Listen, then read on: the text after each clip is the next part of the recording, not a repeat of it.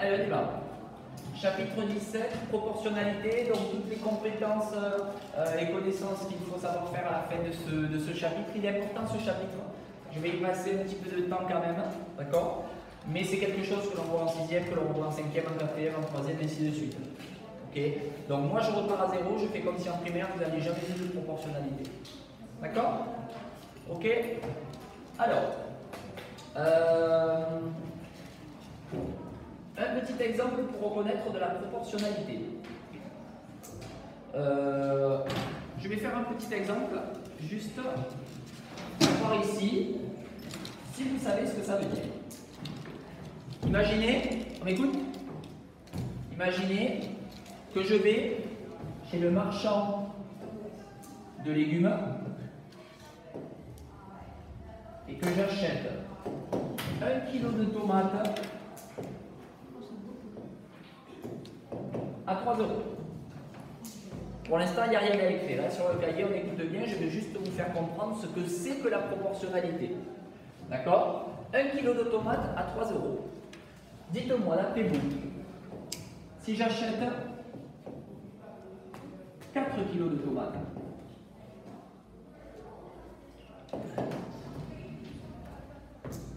combien je vais payer pour 4 kg de tomates? Normalement, hein, s'il n'y a rien de particulier, combien je vais payer pour 4 kg de tomates, Pierre?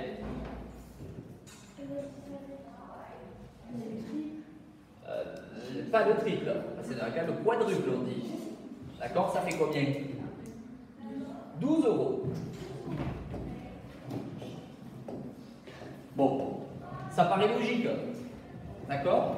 Là, on dira qu'on est dans une situation de proportionnalité.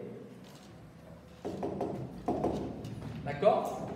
Donc, on dira, plusieurs manières de dire, on dira qu'on est dans une situation de proportionnalité, ou on dira aussi que le prix est proportionnel à la masse. À la masse achetée. Ça veut dire ça, proportionnel. Ça veut dire que, en fait, si je multiplie ma quantité par 4, eh bien mon prix est multiplié par 4. Si je multiplie ma quantité par 2, eh bien mon prix serait multiplié par 2. Si je multiplie par 3, mon prix est multiplié par 3. Ça veut dire ça, proportionnel. Courant naturel. Ça veut dire ça, proportionnel. Ok? Bon. Souvent, une situation de proportionnalité, on le représente dans un tableau. Alors dans le tableau, je vais mettre ce que j'ai mis sous forme de phrase. Ici, je vais y mettre la masse de tomates en kilos. Et ici, je vais y mettre le prix en euros. Est-ce que ça vous dit quelque chose, ce genre de tableau? Alors, si je complète 1 kg de tomates, ça fait 3 €. Et on a dit que 4 kg de tomates, ça faisait 12 €. Est-ce que vous le comprenez, ce tableau? Ok? On marche comme ça en colonne, d'accord? Et donc, on a une troisième manière de dire. On a dit que soit on avait une situation de proportionnalité, ou alors que le prix était proportionnel à la masse, ou alors comment on peut dire que le tableau est de proportionnalité. Est-ce que ça vous dit quelque chose de ça, ce mot? Qui c'est qui a jamais entendu le mot proportionnalité, voyons? Vous étiez dans la même classe? Bon. Est-ce que, déjà, vous comprenez ce que ça veut dire? Oui? C'est bon? Dans l'idée, hein? Ça veut dire que quand je multiplie... Mais en fait, ça veut dire que, ici, par exemple, je multiplie de la première ligne à la deuxième ligne, que ce soit ici ou là, je multiplie par le même nombre. Je fais x 3. Est-ce qu'on est d'accord? 2 x 4. Est-ce que... Attendez, j'ai mis une bêtise là. Non, c'est ça. Non, c'est ça. C'est ça. Ok, alors, on va dire que ce marchand de légumes, Lucie, tu arrêtes de jouer ton masque. On dit que ce marchand de légumes, il va faire une promotion. Alors, regardez ce que je fais. Vous savez ce que c'est une promotion, ouais? Vous savez ce que c'est une promotion? C'est-à-dire qu'il va laisser le prix de 1 kg de tomates à 3 €, Mais il va dire, bon ben, les 4 kilos de tomates, je vais faire une promotion, je vais les mettre moins cher. Je vais les mettre à 9 €. D'accord? C'est-à-dire il fait une promotion. Il dit, si j'achète 1 kilo, ben, je fais 3 €. Mais si j'en achète 4, ça fait 9 kilos, donc c'est plus avantageux des fois d'en acheter 4.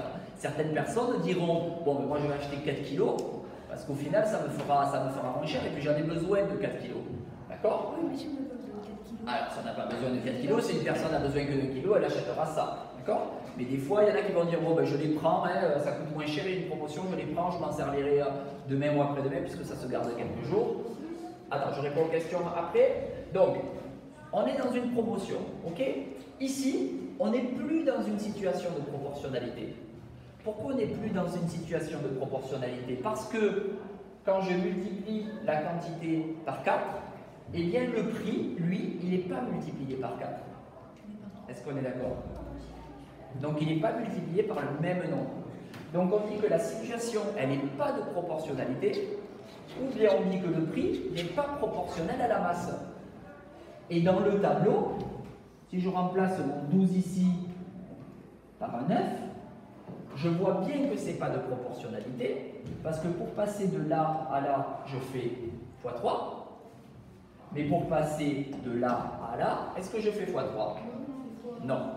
On fait fois quelque chose, mais en tout cas qui n'est pas x3. D'accord? Donc voilà, grosso modo, ce que c'est que la proportionnalité. Il y a des choses qui sont proportionnelles, et il y a des choses qui ne sont pas proportionnelles. D'accord? Un exemple tout simple de la vie de tous les jours. D'accord? On va dire qu'un bébé à 1 an, on va dire par exemple qu'il pèse, oui, on va dire qu'il pèse 20 kg. 1 kg, ça fait beaucoup peut-être. Allez, 15 kg. D'accord? À 1 an, un enfant, on va dire qu'il pèse 15 kg. Est-ce que d'après vous, à 2 ans, il va peser le double, c'est-à-dire 30 kg? Est-ce que ça marche comme ça? Ça ne marche pas du tout comme ça. Donc en fait, ça veut dire que la masse du bébé, elle n'est pas proportionnelle à l'âge. Parce que quand je fais x2 sur l'âge, je ne fais pas x2 sur la masse. Donc il y a plein de choses qui ne sont pas proportionnelles dans la vie de tous les jours. Vous comprenez ce que je veux dire? Tu ne comprends pas? À 1 an, un enfant, il pèse 15 kg. Je vais marquer. À 1 an, on va dire qu'un enfant pèse 15 kg. Lénie, à 2 ans, est-ce que tu peux savoir combien il va peser? Non. Est-ce que tu peux dire qu'il pèse 30 kg à 2 ans? Non, ça ne marche pas comme ça. Oui, et puis ça n'augmente pas proportionnellement, on va dire. D'accord? Donc, regarde, là, on multiplie par 2. Mais au niveau de la masse, par exemple, à 2 ans, il y a des chances qu'il fasse, allez, 20 kg peut-être. 22, 23, d'accord? Est-ce que c'est multiplié par 2 ici? Non. Quand je multiplie l'âge par 2, la masse n'est pas multipliée par 2. Donc on dit que la masse n'est pas proportionnelle à l'âge. On va faire plusieurs exemples de proportionnalité. D'accord? Donc du coup, on va prendre, hop, j'enlève ça, et on va regarder sous forme d'exemple. Ça, je vais l'enlever. Voilà. La définition. Fonction de la vidéo. Regarde si ça tourne. Le compteur il tourne? Oui. Ok. Alors on y va. 2 grandeurs sont proportionnelles. Alors les grandeurs, c'est ce qu'on vient de voir ici. C'est par exemple, pour les tomates, c'était la masse avec le prix. C'est ça les grandeurs. D'accord? 2 grandeurs sont proportionnelles lorsque les valeurs de l'une s'obtiennent en multipliant ou en divisant par un même nombre les valeurs de l'autre. On peut la souligner en entier, cette définition, parce qu'elle est importante.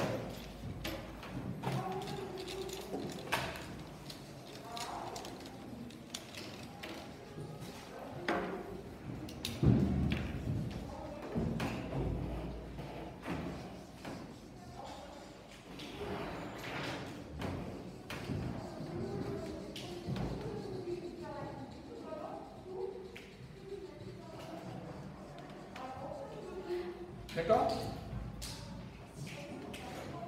C'est bon? Ok. On va faire 2 exemples. Dans chacun des cas suivants, dire si on est dans une situation de proportionnalité. Je vais vous laisser d'abord regarder ce tableau et je vais vous demander si vous le comprenez ce tableau ici, si vous savez comment il marche ce tableau. Regardez-le bien.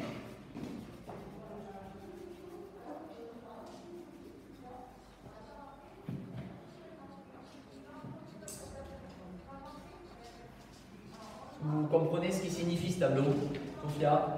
Il veut dire quoi ce tableau?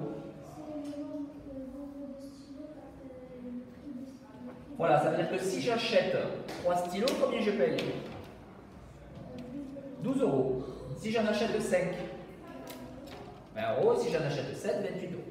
D'accord? Et on demande est-ce que c'est une situation de proportionnalité? Alors, le nombre de stylos, ici, on va l'écrire au-dessus. La première ligne du tableau, ce qu'on a à l'intérieur, on appelle la grandeur 1.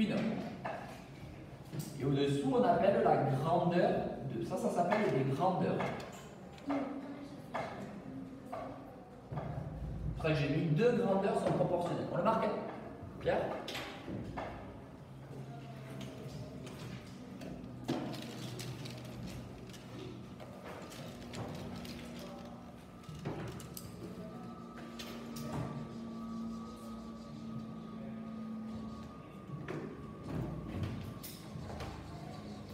Donc, grandeur 1, grandeur 2.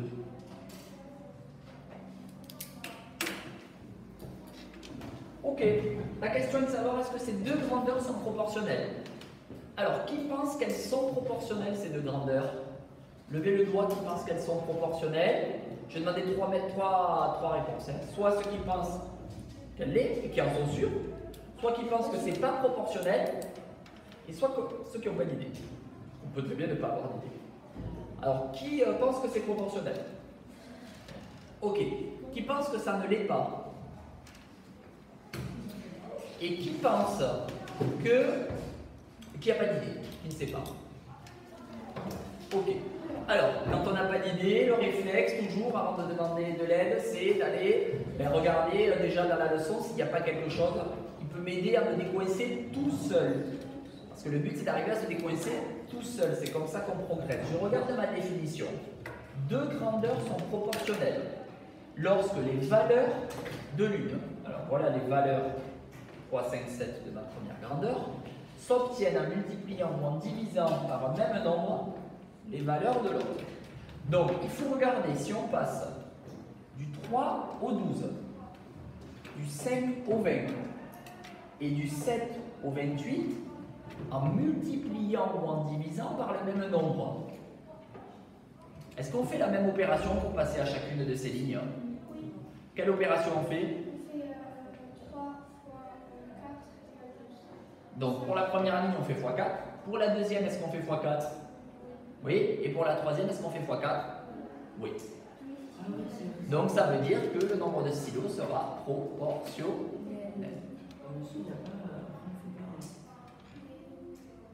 C'est quoi ta question? Alors, après, le fameux x4. Le fameux x4 qui est là, et qui est très facile à trouver. Souvent, on met une bulle. Vous avez dû le faire ça l'année dernière. On met une bulle et on écrit x4 comme ça. Ça veut dire que pour passer de la première ligne à la deuxième, on fait x4. On pourrait très bien faire une division, ça marche aussi. Mais ce x4 qui là, il est facile à trouver. Des fois, les nombres qui sont à l'intérieur, ils sont plus complexes. D'accord? Comment on pourrait faire pour retrouver le x4 si les nombres étaient plus complexes là? Quelle opération je peux faire pour trouver? Il me semble qu'il faut qu'ils soient tous dans la même table dans la première ligne. Alors, la question que je pose, c'est Lucie a parlé de x4 parce que ici c'est des nombres faciles. Toi, je sais plus c'est qui me l'a dit. D'accord? Maintenant, des fois, les nombres qu'on a dans les cases, ils sont plus complexes. Donc, pour le trouver, ce fameux nombre, il faut faire certaines opérations. Une division. On divise le nombre du bas, on le divise par le nombre du haut. Alors, on fait 12 divisé par 3. Vous pouvez le marquer. 12 divisé par 3, ça fait 4. Hein? Oui, le x4, on peut le marquer en rouge.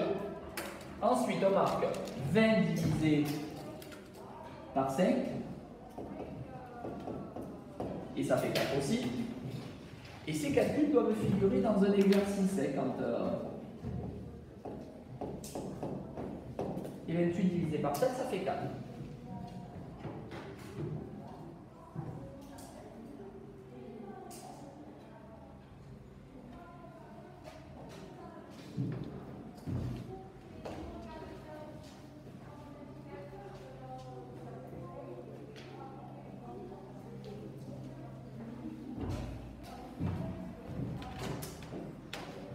Donc la phrase de conclusion, eh bien on dit que le prix payé est proportionnel au nombre de stylos. Ou alors on dit que le tableau est de proportionnalité. Il y a les deux manières de dire. Soit on dit que le tableau est de proportionnalité, soit on est dans une situation de proportionnalité, soit on dit que le prix payé est proportionnel au nombre de stylos. Et nous on va mettre ça parce que je trouve que c'est le plus clair. D'accord? Donc, le prix payé, il n'y a pas trop de place, il faut le faire rentrer. N'écrivez pas sur la ligne de dessous qui est une remarque. Le prix est proportionnel